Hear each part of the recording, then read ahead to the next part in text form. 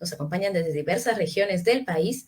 Hoy día estamos presentando la propuesta de modelo de calidad para la acreditación institucional de institutos y escuelas de educación superior tecnológicas. Para continuar con el evento, vamos a pasar a nuestro panel de expertos.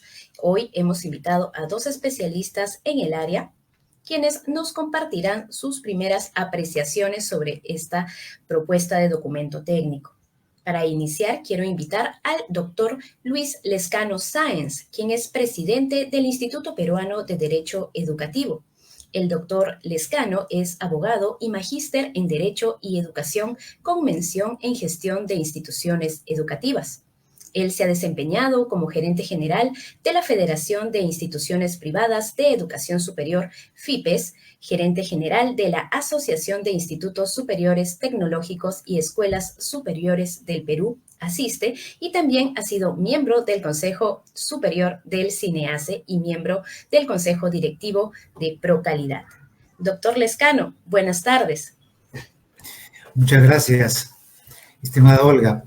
Quisiera comenzar agradeciendo al presidente del Consejo Directivo del CNEACE, al doctor Carlos Barreda, por esta gentil invitación, y con este agradecimiento extender asimismo al doctor Hugo Rosales, director de la Dirección de Evaluación y Acreditación, y a Maritza García por esta excelente presentación de este nuevo modelo de acreditación para institutos y escuelas de educación superior tecnológicas.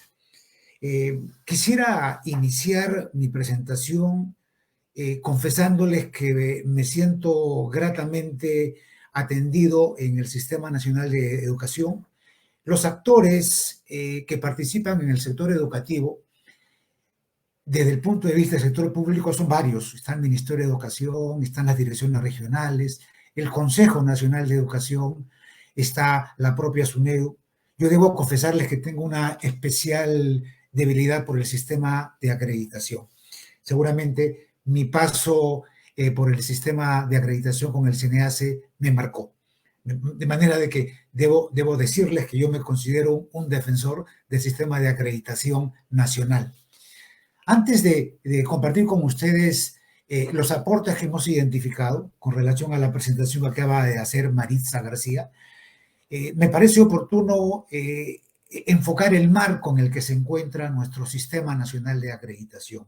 Un marco que nos va a permitir luego abordar lo otro, pero que nos va a dar algunos elementos de juicio para entender en qué momento, bajo qué circunstancias y con qué necesidad debemos de abordar el fortalecimiento y la reorganización de nuestro Sistema Nacional de Acreditación. El CINEACE es un sistema que apenas tiene 15 años de existencia. En el año 2006 se creó la ley que desarrolló todo el sistema de acreditación con sus organismos, con sus normas, con sus procedimientos. Fueron los primeros años bastante complicados para instalar desde la infraestructura física hasta la formación de los equipos y la creación de los estándares, del corazón del trabajo del propio sistema de acreditación. Fueron algunos años, fueron los 2 o 3 primeros años que se tuvieron que utilizar para poder asentar por primera vez en el Perú y con retardo en comparación con nuestros pares de la región. Recién en el 2006 ya Argentina, Colombia ya tenían desde el siglo pasado instalados en sus sistemas educativos la acreditación nacional. Nosotros recién en el año 2006. Y entonces, a partir de allí, ya con esos primeros años, comenzaron a desarrollarse instrumentos bastante interesantes. Recuerdo conducidos por el equipo en ese momento de Peregrina Morgan, quien condujo destacada y relevantemente el sistema de acreditación con el equipo que la acompañó, y comenzaron a darse efectivamente reconocimientos y acreditaciones concretas que las propias instituciones educativas destacaron. Y no solamente las de educación superior, las de educación básica. Un tema que ahora el sistema de licenciamiento no aborda todavía con la educación básica, ya se estaba dando con el CINEACE y el sistema de acreditación. Por tanto, cuando se habla de una reforma de la educación superior, desde mi punto de vista, no nace con esta reforma del año 2014 en que se expidió la ley universitaria. Nace en rigor en el año 2006 con la creación del Sistema Nacional de Acreditación, que como saben ambos, licenciamiento y acreditación, forman parte de esos pilares tan necesarios, tan indispensables, que construyen el sistema de aseguramiento de la calidad de nuestro sistema educativo.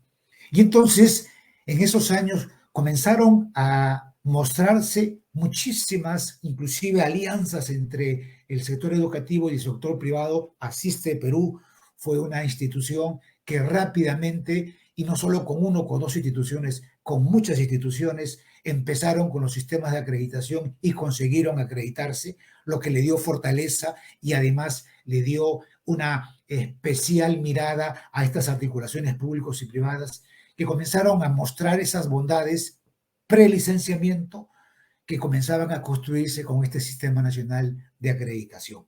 Y es que lo que se estaba instalando no es otra cosa que la mejora continua, el hábito, la cultura de la calidad, el hábito de la mejora continua, que no tiene licenciamiento, evidentemente, porque está referido a condiciones básicas de calidad.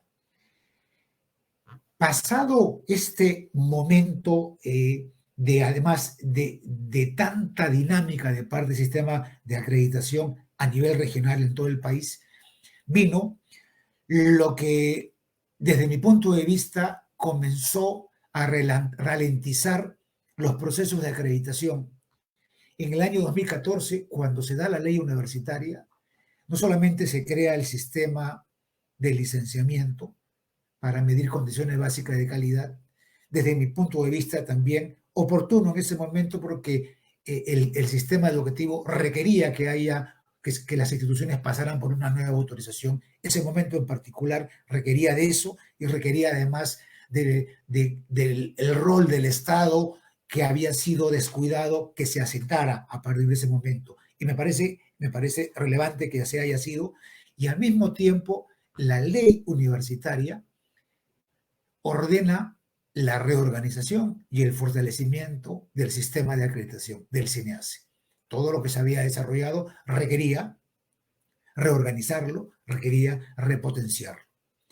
Han pasado 7 años y medio y lamentablemente lo que hemos visto en el sistema de aseguramiento de la calidad es una preocupación del Estado sobre los licenciamientos y fundamentalmente los licenciamientos universitarios a cargo de la SUNEDU, pero un descuido con relación al sistema de acreditación de parte de las distintas gestiones que vinieron en el Ministerio de Educación.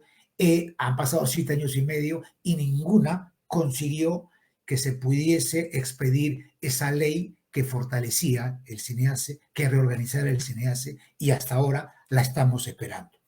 Esa es la situación, ese es el marco. Adicionalmente, se producen en los últimos años unas zonas grises respecto de lo que mencionó el presidente Barrera con relación a la certificación de competencias, en las que parecían algunas disputas entre el CNEACE y el Ministerio de Trabajo por encargarse del sistema de competencias, del sistema de certificación de competencias que muy bien había desarrollado el CNEACE. Esperamos que este tema también se aborde y pueda quedar dentro de las facultades y atribuciones del Sistema Nacional de Acreditación también las certificaciones de competencia. Todo este marco al que me acabo de referir se da dentro de políticas recientes que también ha mencionado el doctor Barrera y que me gustaría a mí señalarlas específicamente porque estas políticas, me refiero al Proyecto Educativo Nacional al 2036. Ese proyecto educativo que el ministro Cadillo calificó de que había nacido muerto, sin objetivos y sin metas, ese proyecto educativo nacional tan importante señala como una de los grandes retos el fortalecimiento de la educación superior tecnológica. Y ahí voy ya aterrizando a este modelo que se refiere fundamentalmente a educación superior tecnológica, institutos y escuelas. Y el proyecto y la Política Nacional de Educación Superior y Técnico-Productiva, también coincidiendo y alineándose con el Proyecto Educativo Nacional, señala también como una de las prioridades el fortalecimiento de la educación superior tecnológica. Tenemos pues entonces frente a nosotros un modelo que se refiere a un sistema de acreditación que requiere ser fortalecido, que requiere de la voluntad política del Estado para que se fortalezca y tenga el mismo interés y participación y protagonismo que el otro sistema, que es el de licenciamiento, para poder desarrollar en las instituciones educativas y en general en toda la comunidad educativa el hábito de la cultura, de la evaluación y de la cultura del mejoramiento de la calidad. Así dichas las cosas, entonces, paso ahora a explicarles lo que, siguiendo el orden de la presentación de Maritza, podemos identificar como algunos aspectos que pueden mejorar en este modelo que nos acaban de presentar. Rápidamente voy a compartirles a ustedes algunas imágenes. Un segundito. Espero que puedan apreciarse. Ustedes me indican, por favor.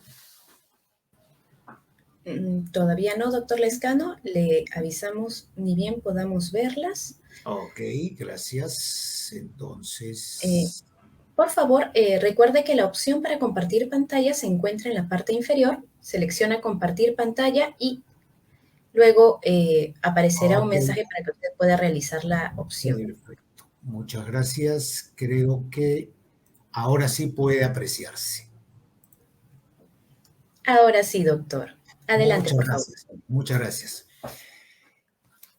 Este modelo que nos ha presentado Maritza es un modelo en comparación con el anterior más simple, más entendible. Efectivamente, es un modelo que está comprendiendo 3 grandes dimensiones, 7 factores que están comprendidos en estas 3 grandes dimensiones y 20 estándares que están a su vez comprendidos en estos factores y dimensiones.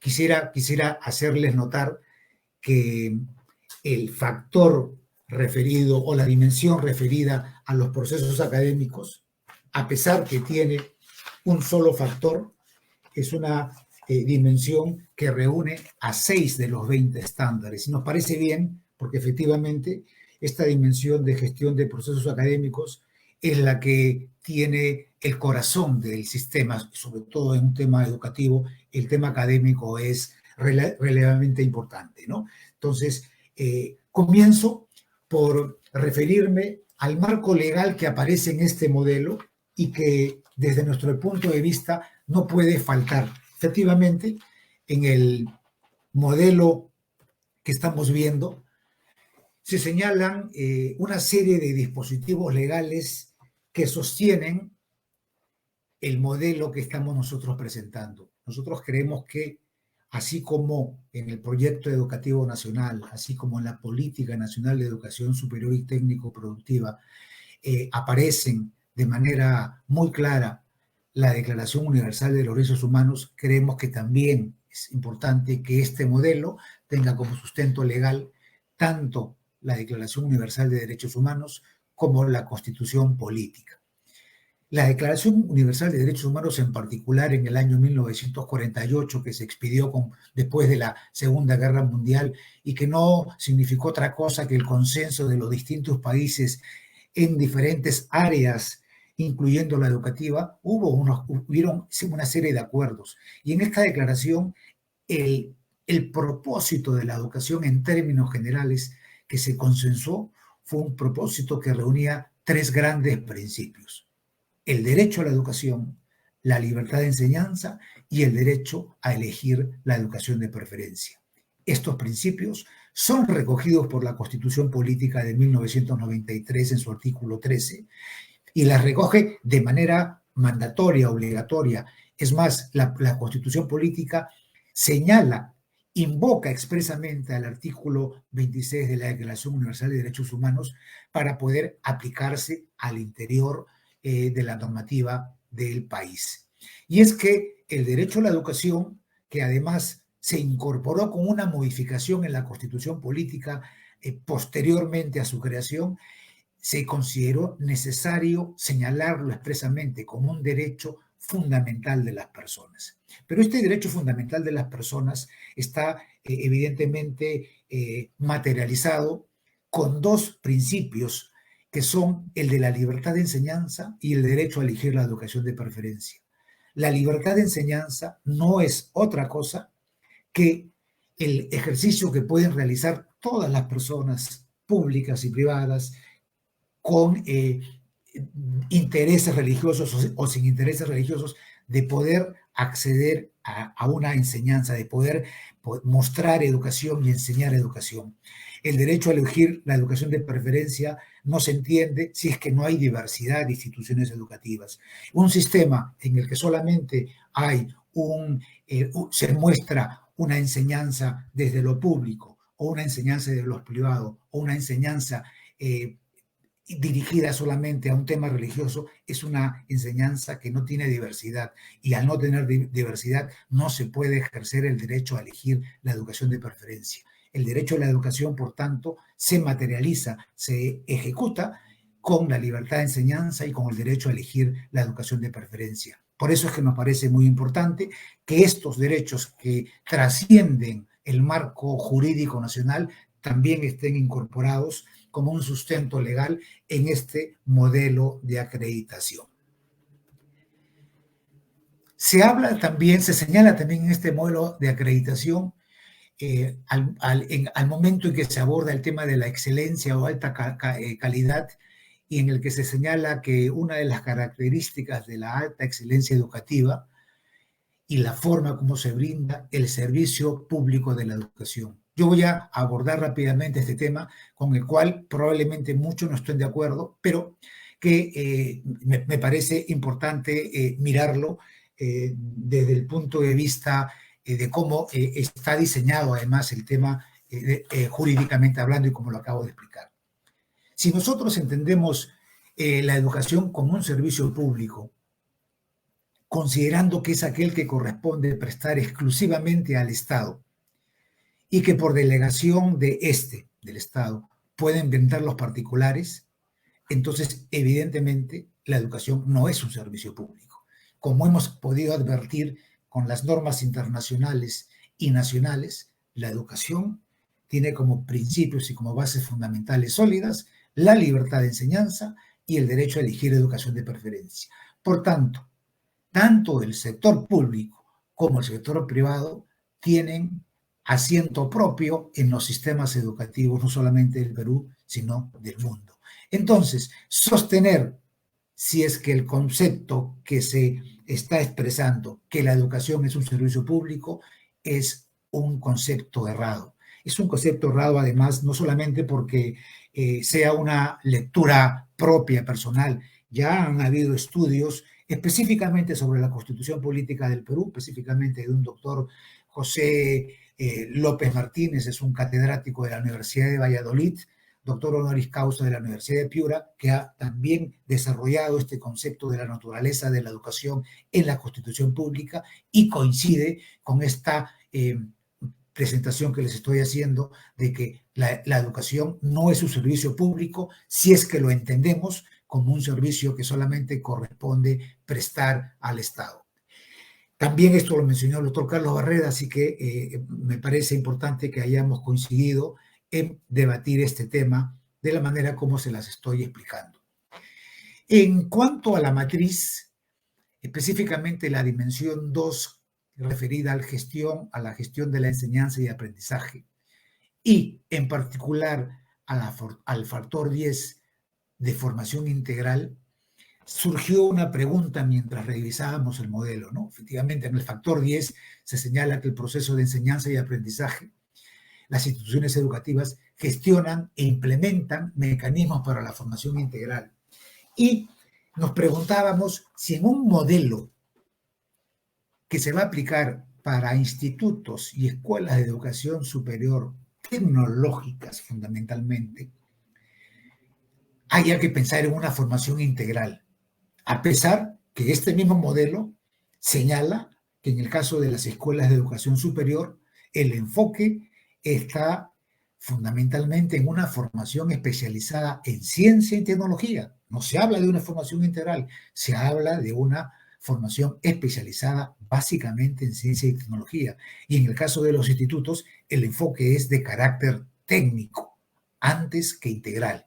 Entonces, siento que en el modelo, cuando se conceptualiza los enfoques de la educación superior y los institutos de educación superior tecnológicos para este modelo, que es para ellos, hablar de formación integral, que es más un concepto vinculado con las universidades, por ejemplo, con un modelo de creación para universidades, me parece que podría merecer una mirada adicional y un debate adicional para que esta aparente contradicción a la que me acabo de referir pueda disiparse, ¿no? Entiendo, evidentemente, que la educación brinda una formación integral, pero estamos ante un modelo enfocado en la tecnología. Por tanto, me parece que allí debería hacerse una precisión en este sentido con este modelo.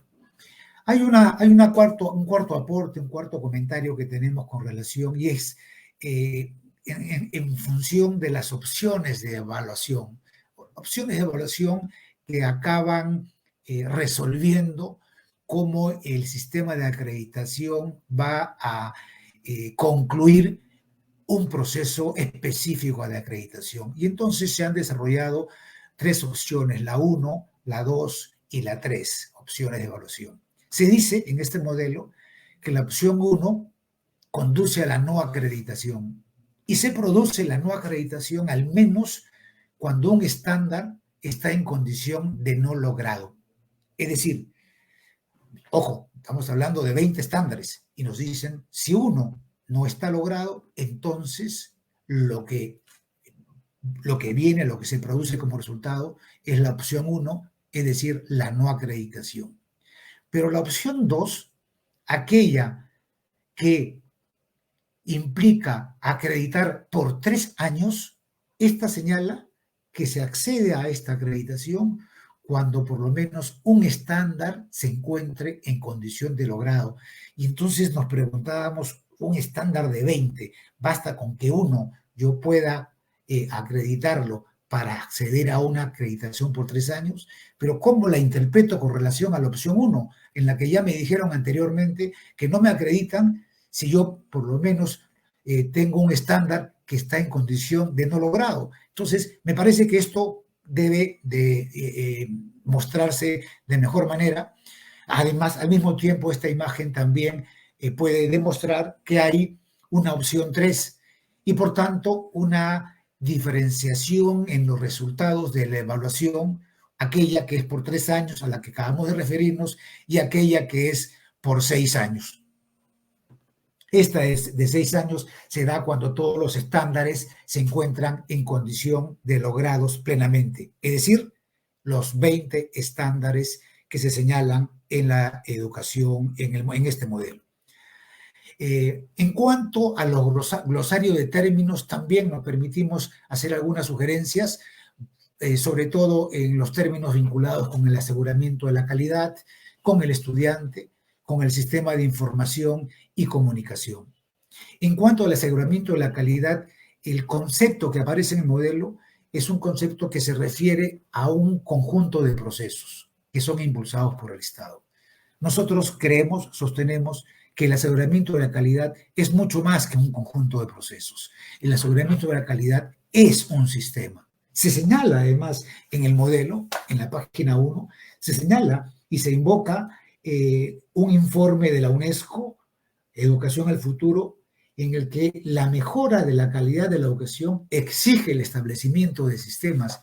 Entonces, nuestra recomendación es que el aseguramiento de la calidad aparezca en el glosario de términos y se defina como un sistema, no solamente que incluya procesos, sino que incluya a un organismo a cargo, que es el SINEACE, incluye actores, incluye procesos, incluye normas, incluye una serie de temas que le dan significado al sistema, a la organización como sistema. El otro concepto es el concepto de estudiante. En el glosario de términos se indica que el estudiante es la persona formalmente matriculada en un programa. No estamos de acuerdo en que se diga tan fríamente y se vincule el concepto de estudiante con la matrícula, con un acto casi automático de matrícula. Creemos que debe señalarse claramente que el estudiante es el eje central del sistema, a que nos hemos referido anteriormente. Señalando que es el eje central del sistema, alineamos este modelo de calidad con lo que está, con lo que están en las leyes de educación, la ley general, en la propia constitución política, y que efectivamente se indica que todo esto tiene sentido cuando está en función de la persona, es decir, del estudiante. Por tanto, sugerimos que haya una conceptualización del estudiante, no en función de una matrícula como un acto automático, sino como eje central del sistema alrededor del cual giran los demás actores y todos los esfuerzos del sistema de educación. Finalmente, efectivamente hay un sistema de información y comunicación definido como un conjunto de normas y procedimientos. Así está en el glosario de términos. Este sistema de información y comunicación está concebido con sistema. Con mayor razón, el propio aseguramiento de calidad debe considerarse como un sistema. Si en este modelo a la información y comunicación que se elaboran y que se construyen y a partir del cual nacen obligaciones para que las instituciones informen al Estado, a los actores, a los propios estudiantes, todo el tema de información y comunicación con transparencia, con mayor razón el propio sistema de aseguramiento de calidad debe ser considerado como tal. Con estos aportes rápidos, expreso mi agradecimiento, terminando con una lectura del propio sistema de acreditación, el propio SINEACE del año 2015, que quisiera leerles rápidamente. Y dice lo siguiente: la preocupación por la calidad es uno de los signos de los tiempos, sobre todo la calidad referida al ser humano. Y la misión de la educación es precisamente esa, crear seres humanos de calidad. Esta es una frase de Juan Grajeda Gómez en un prólogo que hizo en un libro hacia una mejor calidad de nuestras escuelas. Muchas gracias. Sigo conectado.